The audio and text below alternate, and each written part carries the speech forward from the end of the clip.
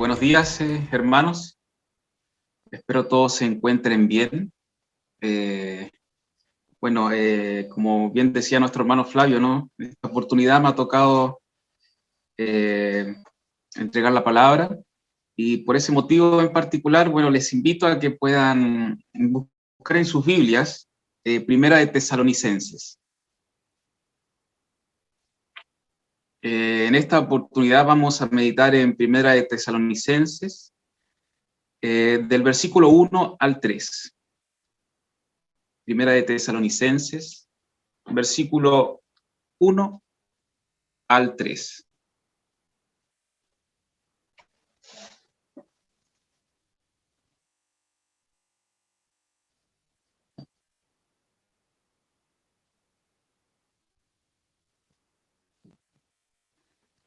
Dice así: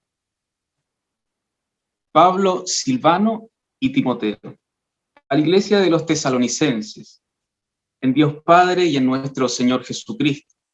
Gracia y paz sean a vosotros, de Dios nuestro Padre y del Señor Jesucristo. Damos siempre gracias a Dios por todos vosotros, haciendo memoria de vosotros en nuestras oraciones, acordándonos sin cesar delante de Dios y Padre nuestro de la obra de vuestra fe, del trabajo de vuestro amor y de vuestra constancia en la esperanza en nuestro Señor Jesucristo. Hermanos, les invito, antes de comenzar, a tener un momento de oración, por favor, así que inclinemos nuestro rostro.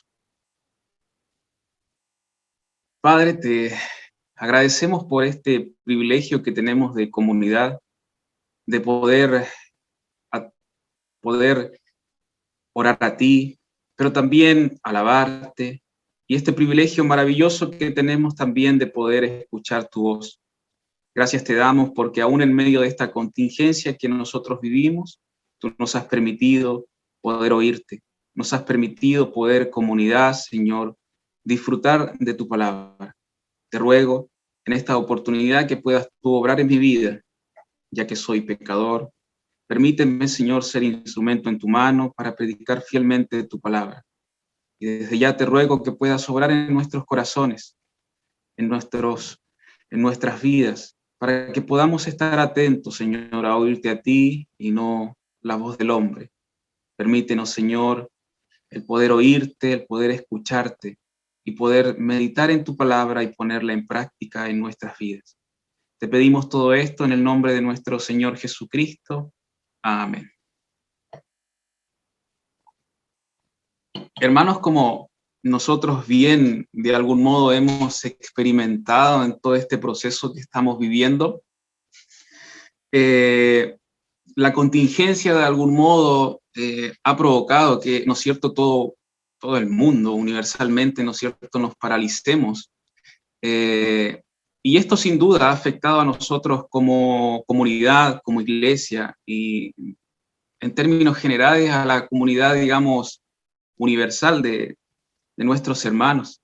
Y en cierta medida se ha reducido, digamos, la actividad eclesiástica, ¿no? Yo creo que hemos sido afortunados por tener este medio en donde nosotros podemos reunirnos para poder seguir adorando, para que los estudios sigan funcionando. Sin embargo, sabemos que no todos tienen este privilegio, ¿no?, de poder tener, digamos, internet en su casa. Otros, como bien saben, no manejan muy bien el tema de la tecnología y por eso es que no pueden participar definitivamente. Entonces, es lamentable, ¿no?, porque la situación que nosotros vivimos hoy en día nos ha afectado en algún y otra manera. Algunos, como bien sabemos, han sufrido más allá, digamos, de términos emocionales, le ha afectado su salud. Otros han perdido este privilegio que tenemos nosotros de poder alabar al Señor juntos, de poder escuchar la predicación. Y creo también que en muchos también ha quizás desfallecido la esperanza, ¿no es cierto?, por todo lo que está sucediendo. Quizás hay dudas, quizás muchos tenemos muchas preguntas sin resolver del por qué estamos viviendo dicha situación, por qué nuestros hermanos se han contagiado. En mi caso personal, he tenido hermanos que han fallecido por causa del COVID. Entonces, todo esto sin duda a todos, de alguna u otra manera nos ha llegado y nos ha tocado duro, ha sido difícil. Algunos en su trabajo, otros por ABC motivo, ¿no? Sin embargo, creo que es bueno y necesario que nosotros como comunidad recordemos que a pesar de todo lo que está sucediendo, a pesar de toda esta contingencia, la obra debe continuar, ¿no es cierto? Y además se requiere no solo de que la obra continúe, sino de que exista en la comunidad como siempre ha existido, ¿no? El apoyo mutuo entre hermanos y además el recobrar nuestra esperanza. Nuestro hermano recién hablaba acerca, ¿no es cierto?, de la esperanza y cuán importante es para nosotros el poder recordar a través de las escrituras que nosotros tenemos una esperanza sólida, pero muchas veces, ¿no es cierto?, esa esperanza tambalea por las situaciones que cada uno vive y las diferentes circunstancias que enfrentamos en esta vida. Nosotros estamos meditando, ¿no es cierto?, en Primera de Tesalonicenses, y lo que podemos ver es básicamente la oración de Pablo y la oración básicamente de gratitud que Pablo tenía, digamos, como de forma sistemática hacia las iglesias. Bueno, en esta oportunidad, Pablo a los tesalonicenses les recarga 3 virtudes en esta oración al Padre. Pablo dice que él recuerda estas virtudes en sus oraciones y son básicamente la obra de fe, el trabajo de amor y su firme esperanza que usted puede ver en el versículo 3. Es interesante lo que Pablo en esta oportunidad está recordando, porque son virtudes que se manifiestan en la iglesia de Tesalonicense y Pablo las destaca. Y de hecho usted puede ver a través de la meditación, digamos, de Tesalonicense, cómo Pablo de algún modo también va dando a conocer cómo esas virtudes van funcionando en la iglesia de Tesalonicenses. Entonces, a través de estas 3 virtudes nosotros podemos ver que la fe verdadera actúa en todo momento, que la obra del creyente debe continuar y que nuestra esperanza debe ser fortalecida siempre. Es por eso que vamos a meditar brevemente en estas 3 virtudes, la obra de fe, el trabajo de amor y la esperanza en nuestro Señor Jesucristo. Entonces, como bien decía recién, Pablo destaca esta primera virtud de la iglesia de los tesalonicenses, que es la obra de fe. Como ustedes bien saben, Pablo en su misión, ¿no es cierto?, llega a Tesalónica y sucede, bueno, algo sumamente importante que tiene mucho que ver con esto, es que Pablo predica aproximadamente 3 sábados o un mes, digamos, que estuvo allí en las sinagogas, ¿ya? Y a través de esta predicación del Evangelio, bueno, un grupo pequeño, ¿no?, creyó en Cristo y se formó una pequeña iglesia. Pero además de todo esto, los judíos alborotaron a la ciudad y ocurrió una persecución bastante severa. Pablo se tuvo que ir de aquella ciudad. Pero lo interesante de esto es que esta iglesia pequeña que surge inmediatamente empieza a sufrir persecución por causa de los judíos y de su celo por la predicación que se estaba anunciando. Entonces, nosotros debemos tener en cuenta esto porque era una iglesia muy joven. Estaban recién comenzando en la fe y este inicio inicia básicamente con esta persecución. Entonces, lo que le sucedió a estos jóvenes creyentes, lo más probable es que se hayan tenido que apoyar mutuamente en todo este proceso evangelístico, digamos, que ellos estaban viviendo. Ellos habían creído en un Dios, ¿verdad?, en un Salvador. Sin embargo, toda esta creencia maravillosa que nosotros también creemos y fue acompañada con una persecución bastante severa. Y de hecho, como usted sabe muy bien, a través del relato de Hechos en adelante, nosotros podemos ver que la iglesia primitiva en general, ¿no es cierto?, se enfrentaba a estas persecuciones y causaban, bueno, bastante sufrimiento en los hermanos porque muchos morían. El caso de Esteban, por ejemplo, es un caso bastante clásico en las iglesias, ¿no es cierto?, y que muchos recordamos. Y creo que es bueno tomar en cuenta, por ejemplo, el ejemplo de la iglesia primitiva. A nosotros en Hechos se nos dice que la iglesia tenía cuidado de la comunidad, ¿no es cierto?, pero también de los de afuera. O sea, había un apoyo bastante importante en las iglesias. Se apoyaban mutuamente, se buscaban beneficiarse mutuamente para poder continuar en esta, digamos, vida cristiana que ellos tenían, tomando en cuenta el contexto en que ellos vivían. Y la Biblia a nosotros nos dice, por ejemplo, que tenían en común todas las cosas, que sus bienes y sus propiedades se las repartían entre ellos y que además comían juntos con sencillez de corazón. Ese, por ejemplo, es un ejemplo clave para nosotros poder entender cómo los tesalonicenses, de algún modo, actuaban, ¿no es cierto?, a través de las obras de su fe. Ellos tenían en cuenta que se requerían apoyarse mutuamente para poder seguir creciendo en este evangelio. Los hermanos estaban sufriendo persecución, por lo tanto se necesitaba de ese apoyo mutuo, de esa consideración, ¿no es cierto?, de cada individuo, tomando en cuenta las preocupaciones o las dificultades que estaban viviendo los demás. Ernesto Trenchard, por ejemplo, hablando justamente de esto, él dice: la fe cristiana auténtica siempre es una fe comprometida de la que surge una vida de amor a Dios, de colaboración en su obra y de servicio al prójimo, especialmente a los hermanos. Entonces, tomando en cuenta esto y el ejemplo de los tesalonicenses, creo que es bueno que nos preguntemos nosotros cómo debemos ejercer de algún modo nuestra fe hoy en día. Nosotros tenemos algo bastante claro que yo creo que no necesariamente debemos meternos a ese tema, y es que la fe siempre, ¿no es cierto?, va acompañada de buenas obras. Siempre la fe, una fe auténtica, va acompañada de buenas obras. Es parte de, ¿no es cierto?, de la vida cristiana y algo que siempre se caracteriza en el cristianismo.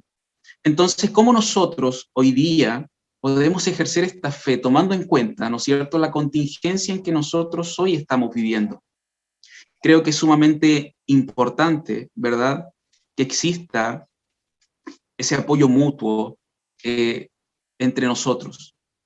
Y creo que en cierta medida, de hecho lo hablábamos ayer con el grupo de oración, porque yo tengo los grupos de oración los días sábados. Entonces hablábamos justamente de cómo ese medio en particular ha ayudado tanto a nosotros saber la necesidad del hermano, las preocupaciones que tiene el hermano. Creo que en ese caso lo conversábamos ayer y todos como que estábamos de acuerdo en que efectivamente ese medio en particular ha ayudado bastante a que nosotros como creyentes, como hermanos en la fe, pudiéramos abrir nuestro corazón y dar a conocer nuestras preocupaciones, nuestras dificultades diarias, obviamente con el propósito de poder orar por ellos y de también poder, en la medida de lo posible, ayudarlos en lo que fuera necesario. Entonces, como nosotros podemos ver, a través, por ejemplo, de ese ejemplo tan práctico, requerimos nosotros como creyentes del apoyo mutuo entre nosotros. Somos hermanos en la fe que necesitamos siempre que el otro esté orando por nosotros, que el otro esté también preocupado de nosotros, por algo en particular. Y es que en esta vida cristiana nosotros comprendemos muy bien que tendremos dificultades, que habrán pruebas, que muchas veces tropezaremos, otros caerán, pero ¿cómo nosotros sabremos la dificultad que está viviendo el otro si no las comentamos a los hermanos? Por eso es que este medio, por ejemplo, de los días viernes, es bastante bueno, porque es una herramienta que nos permite a nosotros tener comunicación con los demás y poder decirle al hermano: ¿sabes qué? Yo estoy viviendo dicha dificultad y requiero de tu oración.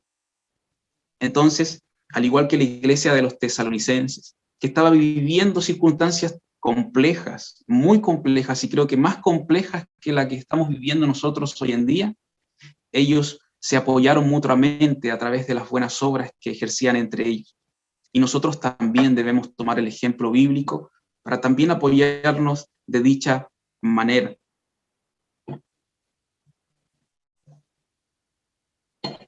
El siguiente aspecto que Pablo recalca es el trabajo de vuestro amor, que él toma en cuenta de los tesalonicenses.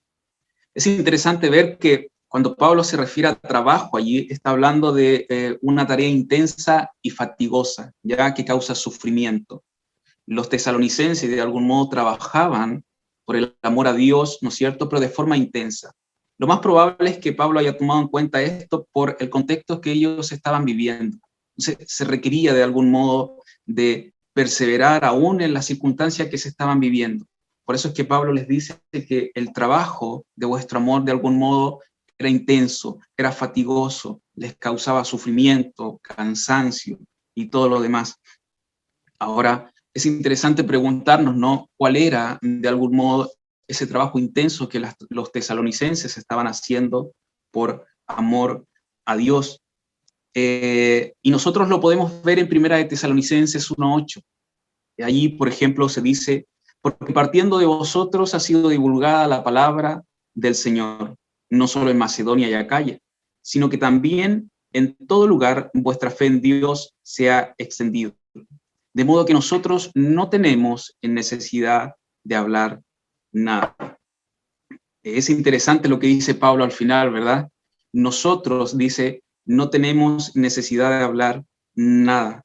O sea, los misioneros en este caso no tenían necesidad de algún modo de hablar porque los tesalonicenses estaban cumpliendo la labor de la predicación del evangelio de forma bastante intensa, fatigosa, como decía anteriormente. Por lo tanto, nosotros podemos ver que en el contexto de los tesalónicos, la persecución, el sufrimiento que trae consigo, ¿verdad? Estos muchachos, aún así, de manera bastante fatigosa, continuaban predicando el evangelio a los demás. Una iglesia joven, una iglesia que estaba recién caminando en la fe. Esta iglesia perseveraba en la predicación del evangelio. Esto, en mi caso particular, es bastante interesante, porque algo que a nosotros, y creo que a todos nos sucede, ¿no es cierto?, en algún momento de nuestras vidas, que cuando nosotros conocemos el evangelio, cuando Dios opera en nuestro corazón, sucede en nuestro ser interior, ¿verdad?, que tenemos un deseo tan grande por predicar. A mí me sucedió en un principio. Era un deseo tan grande que muchas veces era hasta incluso extraño, porque el día de ayer, hermanos, el día de ayer, yo odiaba a Dios, pero hoy lo amo y hay un deseo en mí de predicar el evangelio, y eso era lo que sucedía en mí en ese momento, hace bastantes años atrás, y hasta no lo comprendía. Emociones bastante fuertes que surgían en mí y que me incentivaban a buscarle, a conocerle. Sin embargo, como a muchos nos sucede, ¿verdad?, que la vida tiene sus problemas, hay circunstancias que van ocurriendo y uno empieza de algún modo a desfallecer y la pasión por esa predicación empieza a disminuir. Y posteriormente, ¿no es cierto?, mientras van pasando los años, cada vez se hace algo más rutinario y el evangelio calla en nuestros labios. Y eso yo lo he escuchado de hermanos y nos pasa, creo yo, que a muchos, que cuando empezamos en nuestra juventud, ¿no es cierto?, queremos anunciar el evangelio, queremos que nuestra familia oiga de la verdad, queremos que nuestros compañeros oigan de Cristo, pero y después es como un fuego, ¿verdad?, que uno enciende, pero lo deja estar y simplemente se va apagando hasta que quedan las brasas. Y eso es lo que nos sucede a nosotros y nos sucede a todos. Sin embargo, nosotros tenemos que considerar que esa pasión que un día surgió en nosotros debe ser alimentada día tras día. Nosotros debemos día tras día recuperar esa pasión.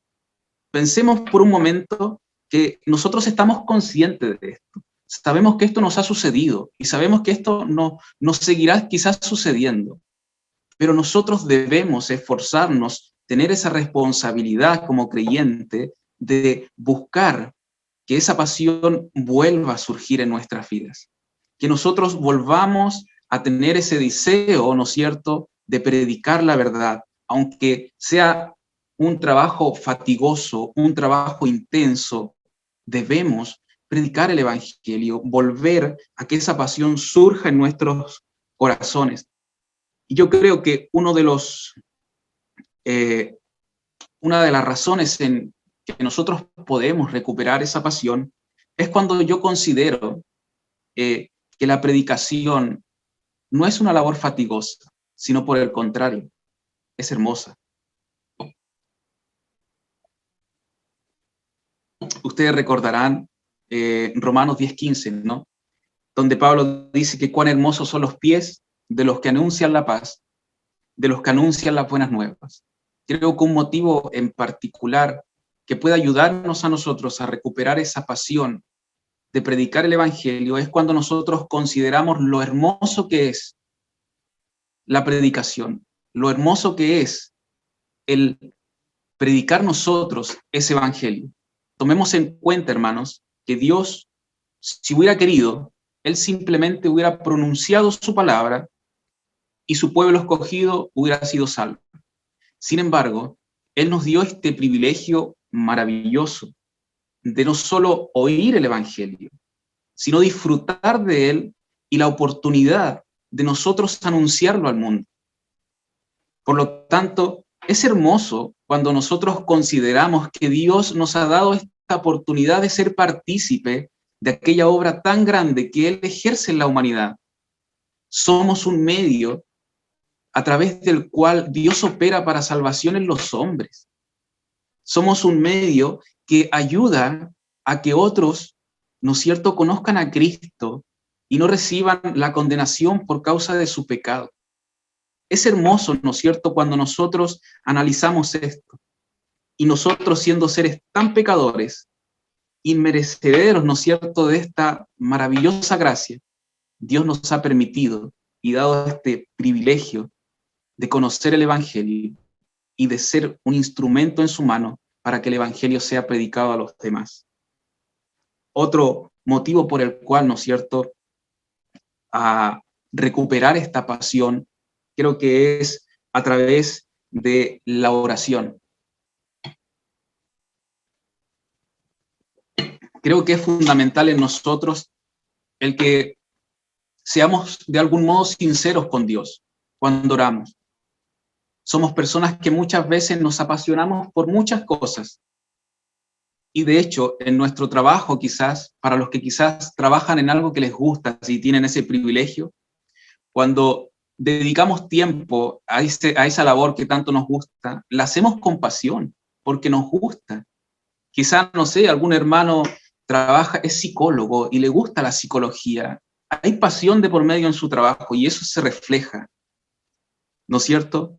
Entonces, para nosotros, a través de esta labor, debe existir esa pasión, pero muchas veces debemos, a través de la oración, nosotros ser sinceros con Dios y decirle, ¿sabes qué? Yo muchas veces me apasiono de otras cosas y reconozco que ese fuego, ese deseo en mi corazón hacia ti se me espuma. Soy débil, soy pecador, por lo tanto requiero de tu ayuda.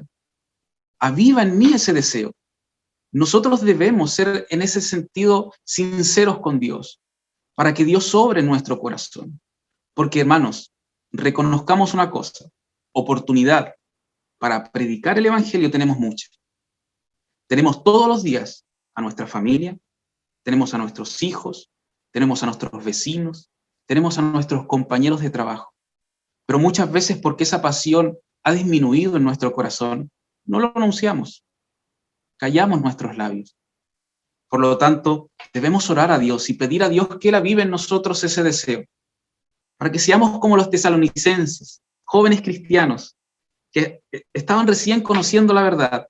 Sin embargo, Dios obró de tal forma que ellos se esforzaron, que ellos trabajaron y anunciaron el Evangelio de tal forma que Pablo decía, yo no tengo necesidad de hablar, porque ustedes están haciendo la obra de manera como debiera ser, apasionada.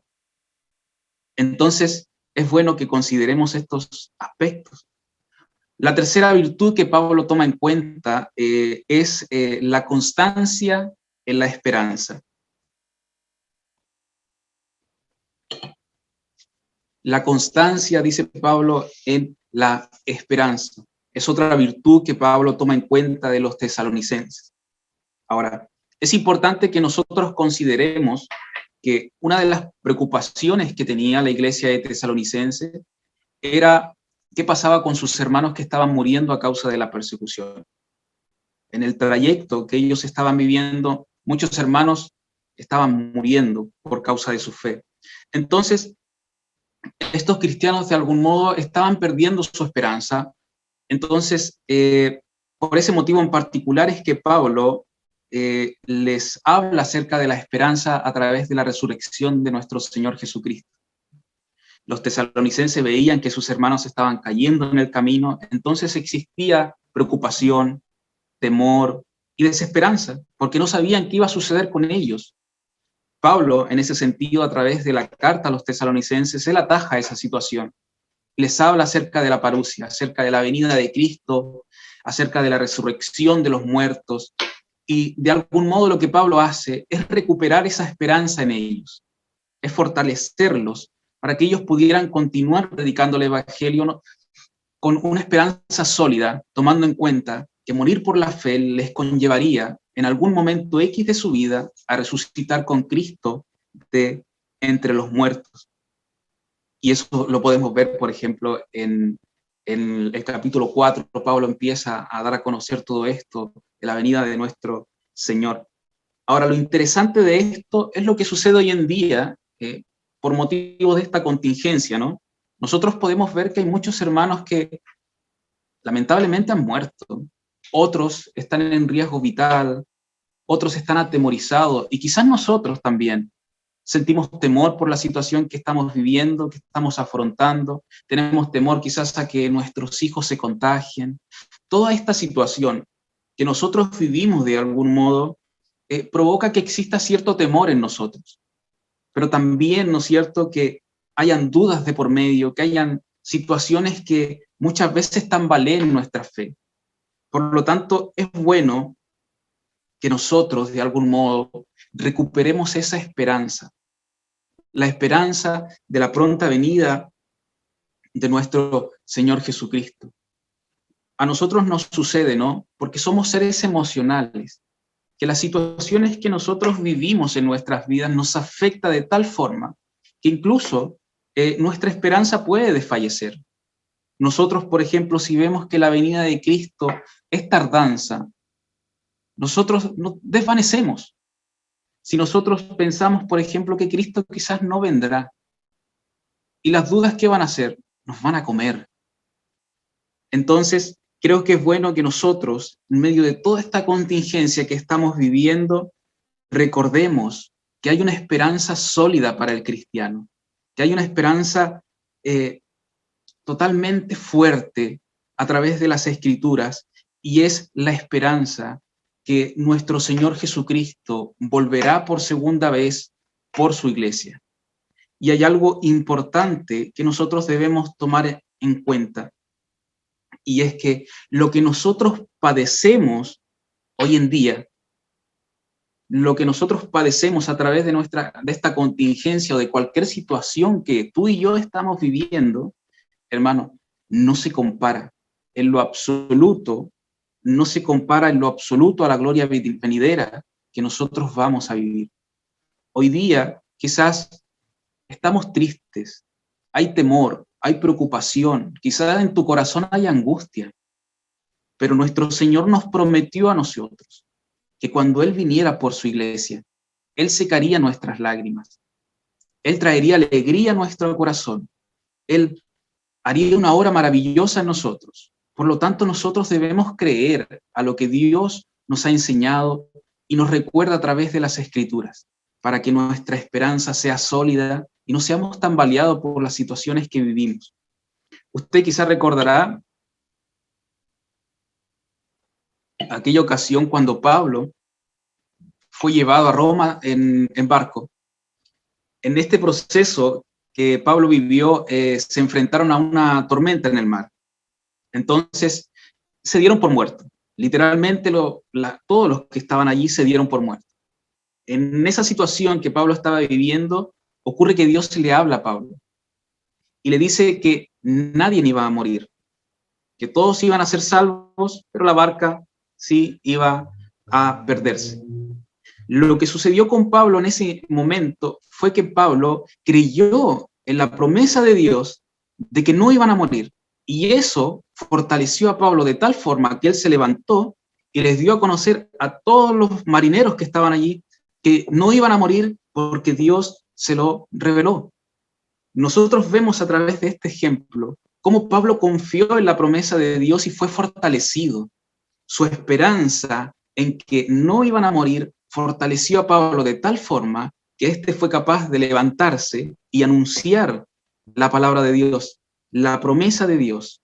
Hermanos, cuando nosotros somos fortalecidos a través de esto, cuando miramos las Escrituras y confiamos en las promesas de Dios, de que Él vendrá por su iglesia, de que Él secará nuestras lágrimas, nosotros somos fortalecidos, nuestra fe es fortalecida.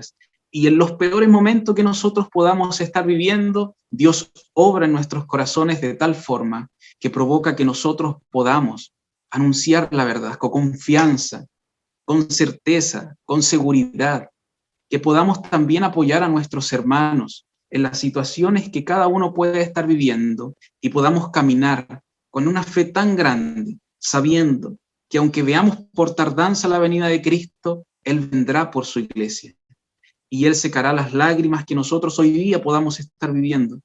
Así que yo les invito a tomar en cuenta el ejemplo de los tesalonicenses, esta iglesia joven, esta iglesia que estaba recién empezando en la fe, pero con una pasión tan grande, con una seguridad tan grande, que no hubo impedimento, no hubo tribulación, no hubo persecución que les impidiera continuar ejerciendo su labor aún en las circunstancias que ellos estaban enfrentando.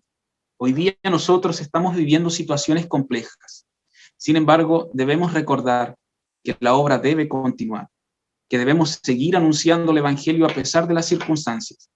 Y requerimos de apoyo mutuo, requerimos de sostenernos juntos de la mano para poder anunciar este Evangelio tan maravilloso, pero también requerimos de considerar la esperanza que nosotros como creyentes tenemos, que muchas veces se nos espuma por las situaciones o contingencia que vivimos.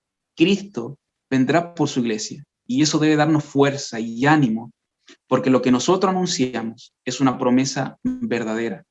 Él vendrá y nos consolará de toda la tribulación, persecución, o sea lo que sea que traiga daño en nuestras vidas.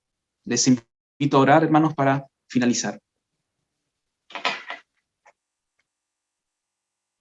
Padre, te damos gracias por este privilegio tan grande que tenemos nosotros como creyentes.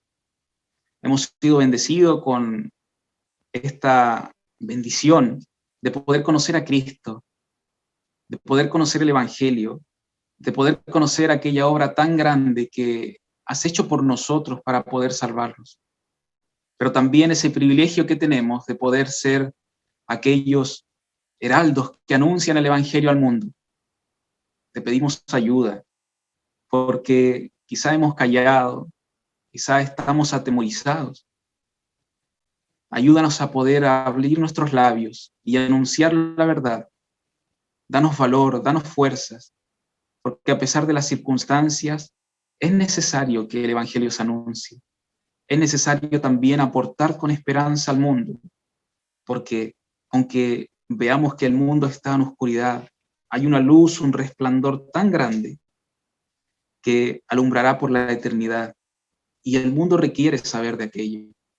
Te pedimos que puedas obrar de tal forma en nosotros, para que la obra de nuestra fe abunde, para que el trabajo de nuestro amor crezca y sea anunciado al mundo, para que aquella esperanza, Señor, nos fortalezca como creyentes, para poder seguir en este peregrinar anunciando aquella verdad tan grande, de que hay salvación, de que hay perdón de pecados y que hay una vida eterna, gloriosa para todo aquel que cree. Te alabamos y damos gracias en el nombre de nuestro Señor Jesucristo.